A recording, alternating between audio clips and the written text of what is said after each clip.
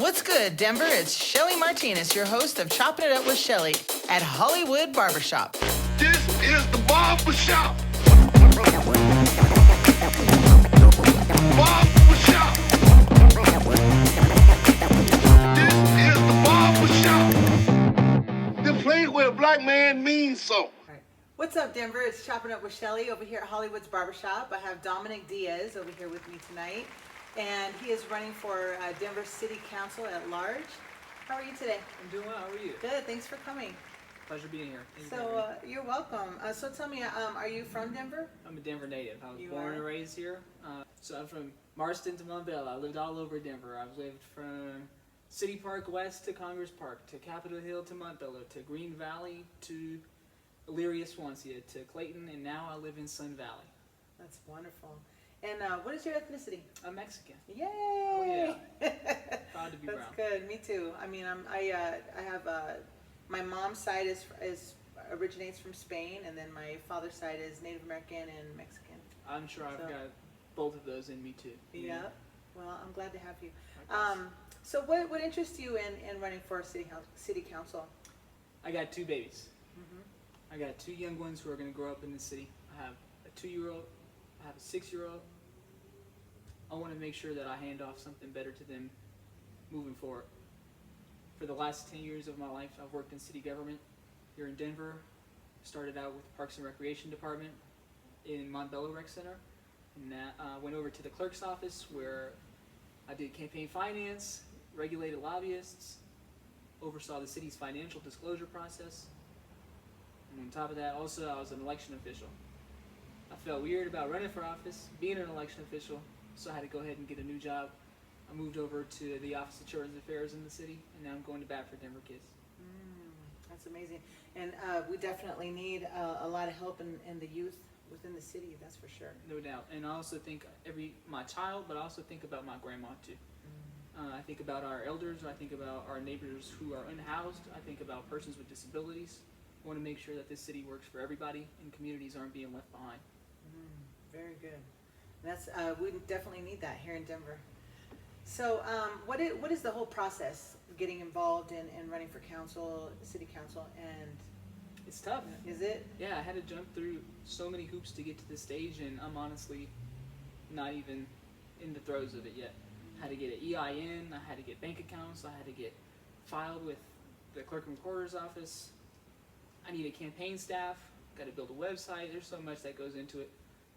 I've been publicly declared for about 2 weeks now, and it's been a roller coaster of emotion. It's ups, it's downs, but right now I think things are trending up.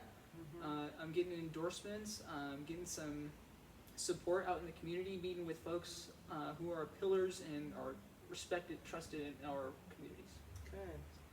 So you definitely have to campaign, right? So, and you had also given me a link to donate if I wanted to do that. Tell me a little bit about that. So I'm participating in Denver's Fair Election Fund.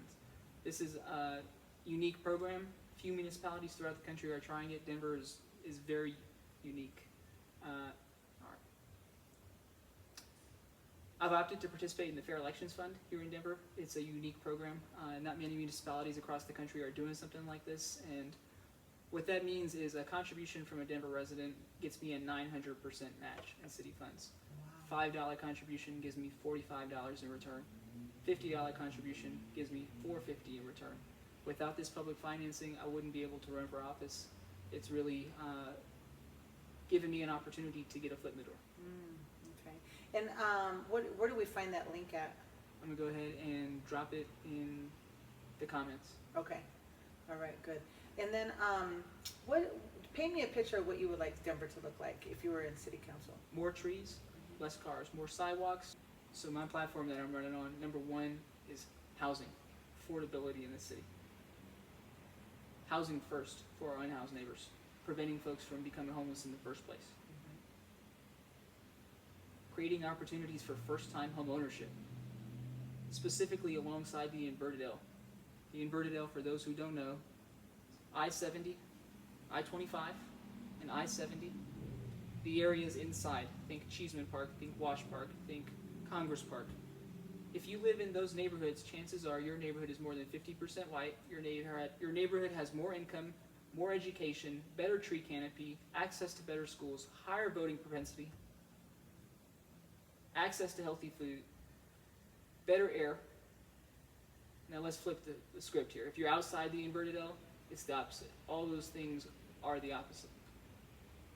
That's the result of decades of city policies leaving communities behind, like Montbella, like Sun Valley, like Green Valley. So for me, what affordability looks like is creating more missing middle options. There's something called an ADU, it's an accessory dwelling unit. Think of it as like a granny flat in your backyard, small home in your backyard. We need to allow for ADUs citywide. We need more townhomes, more condos to create affordability for people who are trying to get into to their first home. Now I'm not trying to force that on anyone. If it's an option, simply something that you can leverage to build equity in your household. You can rent it out. You could use it for your grandma. It adds to our housing stock. We need more homes. That's the bottom line. We can't build our way out of this necessarily, but getting more homes on the market is going to be crucial. And then to housing first. I work downtown. I see children sleeping in tents, and it breaks my heart. We need to get folks into ceilings, walls, doors. We need them inside somewhere safe.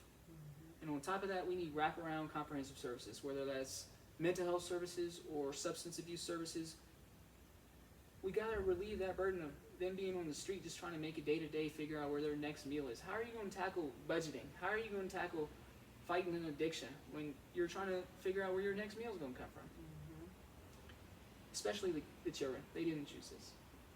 For creating opportunities for first-time home ownership, the city has different tools that we could leverage, like negotiating interest rates, down payment assistance. When I talk about my grandma, ballooning property tax here in Denver makes it hard for our elders to stay in their homes and age in place. We need targeted property tax relief for our seniors and for our persons with disabilities. We need to leverage partners like CHAFA, the Colorado Housing and Finance Authority, the Denver Housing Authority, Habitat for Humanity.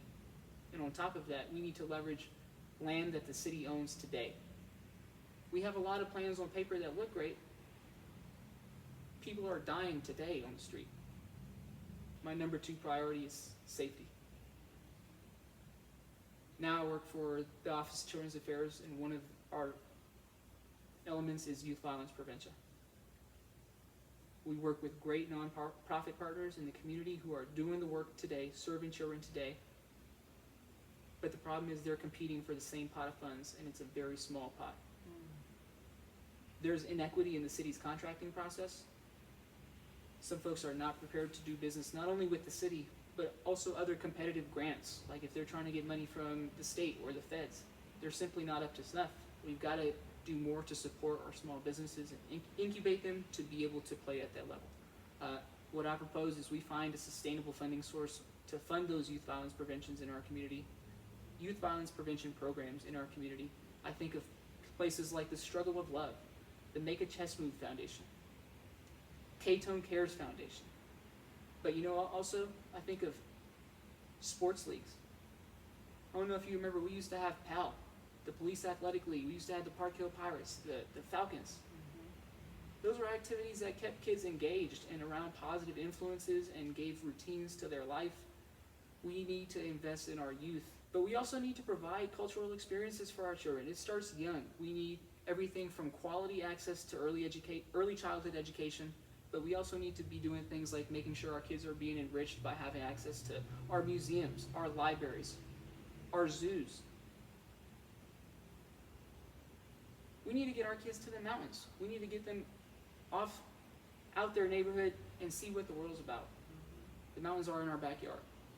But it also has to do with getting our youth who are in high school connected to quality jobs and mental health services that they need. I'm a union man. I'm trying to get our young people enrolled in apprenticeships, internships. Let's find our youth mentors. In the cases of violence, we need to find folks who can successfully mediate. But also, my brother, he spent some time in the Gill. It was real hard for him to get back on his feet. He didn't have things like his ID. He had a record. Couldn't get a job. We need to do more to make sure we're getting our youth whole again, making sure that it's possible for them to get their ID back, for them to seal their record. We're at record high homicide rates here in Denver. But number 2 behind it is traffic violence. People are getting killed trying to cross the street, trying to ride their bike, trying to drive their car. We need to make infrastructure investments to make getting around the city safer. In my neighborhood, in the West Side in particular, property crime is on the rise. Cars are getting stolen. Catalytic converters are being taken. Now, I'm not proposing no tough on crime, more police patrols, none of that. Here's the idea. How about Denver City Council goes to the state capitol and asks them to ban junkyards from buying catalytic converters?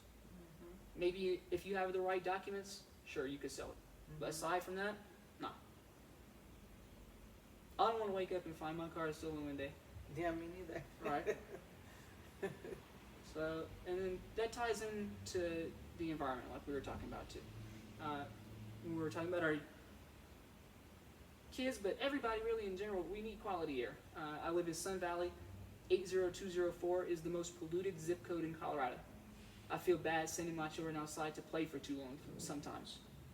We need more green space in the city. We need to preserve the green space we have today. Let's create and preserve city parks, mountain parks, and other open space that exists in the city. And while we're at it, let's plant some more trees.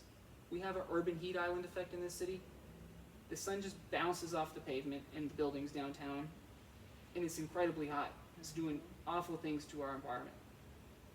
Planting more trees is going to do everything from clean the air to reduce carbon emissions to improving our well-being.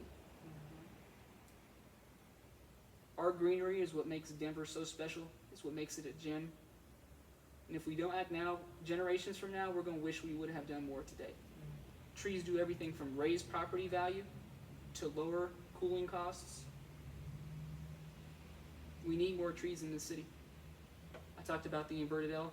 They got a lot of big old trees. I can't help but thinking about, again, Montbella. They got little baby trees in Montbella, which is great. They're going to grow into big, beautiful trees one day, but we need more of them. Part of the city's climate goals is getting folks out of their cars driving alone, reducing single occupancy vehicle trips. If we're going to be serious about that, we got to invest in the infrastructure to make it happen. Here's what I propose. In 2019, Denver voters gave the city unique authority to create its own transportation department. We need city-owned and operated buses to supplement the RTD network. We need continued investment in RTD, to be clear. But right now, I keep coming back to Montbella. The park and ride was taken away because too many people have been murdered there. They don't have a grocery store, so how are folks supposed to get their groceries to and from? Took out their bus, don't even have a grocery store, got a neighborhood Walmart. Let's better connect communities. Let's pilot the program. Let's see if they can't get our elders to their healthcare appointments, if they can't get folks to their jobs, if they can't get people home from getting their groceries. But I like to ride bikes. We do need more bike lanes in the West Side. We need more bike lanes in Montbella. Had been asking for bike lanes for a while, and when the city finally got around to it, they blotched the rollout. The bike lanes were crooked. They didn't install the bollards right. But we need to, there's a lot of bike lanes that exist today, but it's a matter of getting them connected so that way it's easier to get around the city. We need more scooters and bikes too. I'm all about micro-mobility. We need other transit options, and for me, hopping on a scooter to get from work to the bank, that's convenient. That's one less car trip. We also need a complete network of sidewalks. In Sun Valley, we didn't get sidewalks until a few years ago. We were walking on dirt. We need a complete network of sidewalks in the city. That's a lot, and that I'm really happy to hear your agenda, and I think that I'm equally happy that you are a younger person who is also a minority. But I think we need a lot more minorities in, the political realm, in city council, and even in on the higher political platforms as well. No doubt. Local government, I reckon, is the most important form of government. This is where you see things happening on your neighborhood block.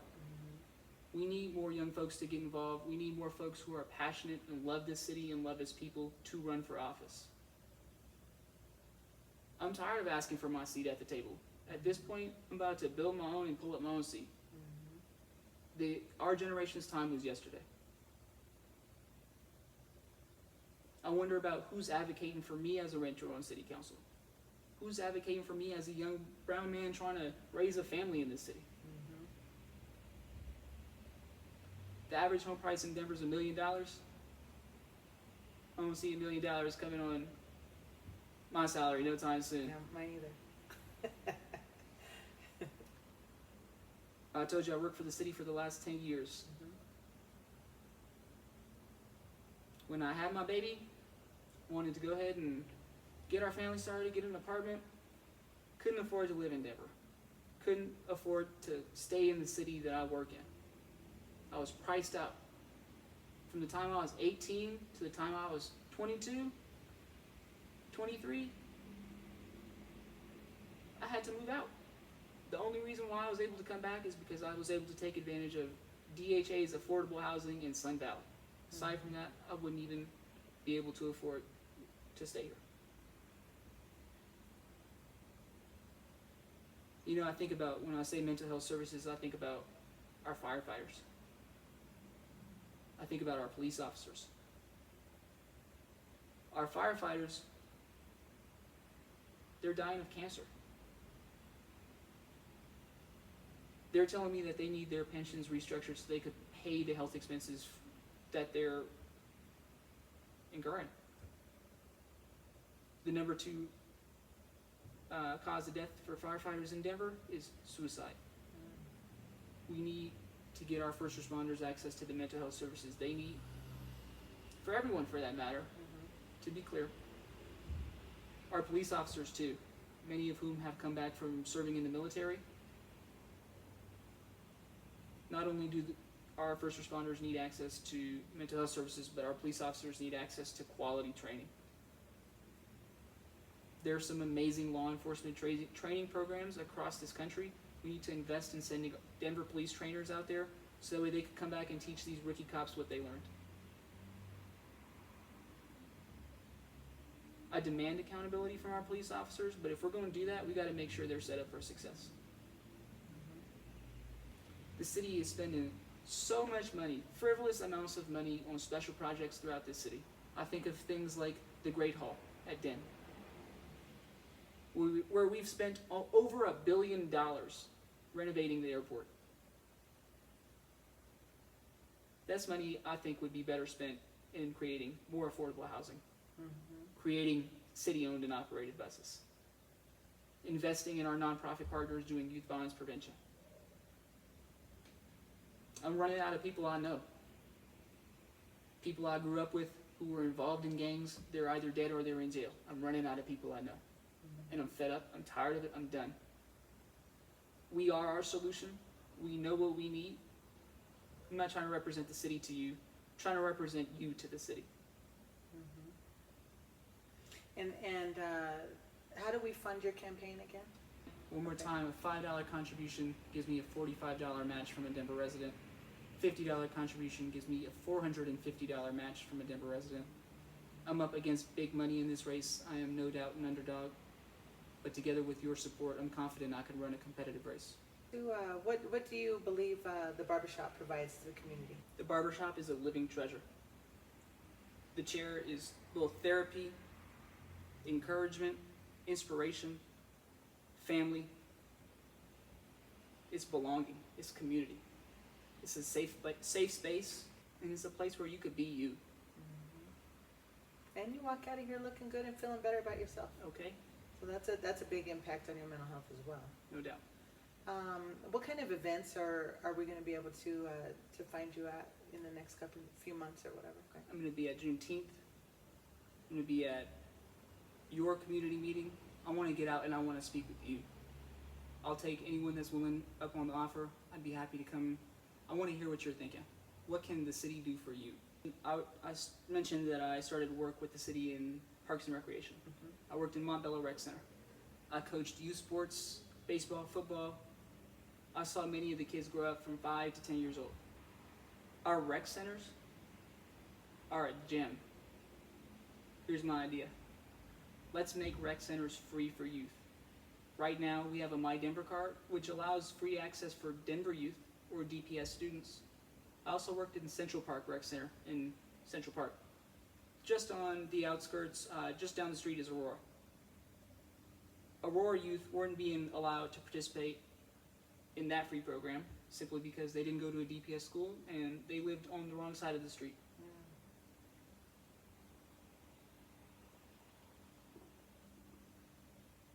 Rec centers get our kids connected to caring adults, activities, friends, and most importantly, it's a safe place. It's a safe place for them to be.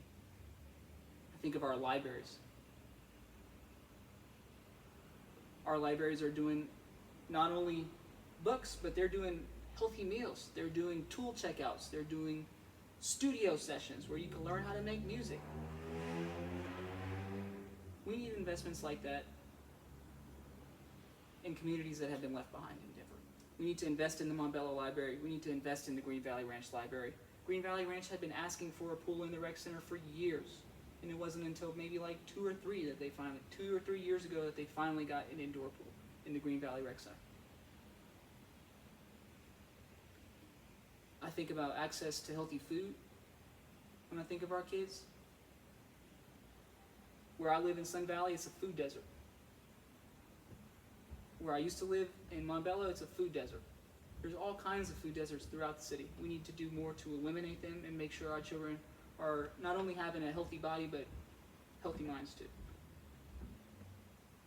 There's childcare deserts in the city. Folks don't have access to quality ECE in the city. Just one prong. This is a complex solution. There's not going to be no silver bullet to it. But we need to leverage all the tools we got to make sure our children have a safe place to be. So why am I running for office? Why me? Why now?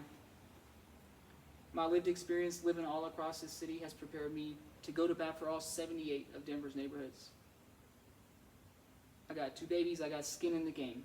As city councilman at large, it's my job to provide not only, there's 2 city council at large seats, so every Denver resident has 3 city council members. They have their district council member and both of the at large members. If your district council member isn't hearing you, I will. If your other at large member isn't hearing you, I will. It bothers me when our elected officials tell you to come visit them on office hours, on email, through their newsletters. That's cool, but you need to get out in the community. It's also my job to execute on regional priorities and citywide initiatives. Your district council member has a big focus on things like filling potholes. The at-large council member is able to tackle some of our pressing priorities like homelessness, like affordability. We've had the same leadership in the city for almost 12 years. I want you to ask if it's been working for you. It's time for a fresh start. It's time for the next generation of leadership. And if anything in this race, even if I lose, if I inspire one soul out there that looks like me, that's younger than me, to do this, to run for office because they're passionate about their people and it's their city, I've already won. And in saying that, what kind of advice would you give to someone of youth, that it is interested but has no idea how to start? Find a mentor. Mentorship is huge. Find someone that's doing what you want to do and follow in their footsteps. See if you can't learn a thing or two along the way. You can do it. Your voice is important. Your story is important. Don't let no one dim your light. So remember, we got Dominic Diaz here running for Denver City Council at large. And when can they vote for you? Ballots will be mailed 2 weeks before the election. The election is on April 4th, 2023. You should look for your ballots in the middle of March next year. In the meantime, what you could do to help me out is Diaz for Denver on Facebook. If you could like and invite your friends to share the page. If you could help me just get the word out. Tell 1 or 2 people about what you heard today. If you're feeling like you want to make a contribution, like I said, $5 helps me get in the door. I'm up against big money in this race. Some of my opponents have $50,000 plus in the bank already. The only way I'm going to win this is with community support. Hey, this is the man for the job right here. He's got you in mind and a better Denver for you in mind as well. Okay, Denver, chopping up with Shellie over here at Hollywood's Barbershop, as usual, bringing you only Denver's best. And once again, Dominic Diaz running for Denver City Council at large. Make sure and get out there and vote, and make sure this man right here gets your vote. You won't be sorry, and we'll see some major changes with him in office. Thanks so much. Thank you.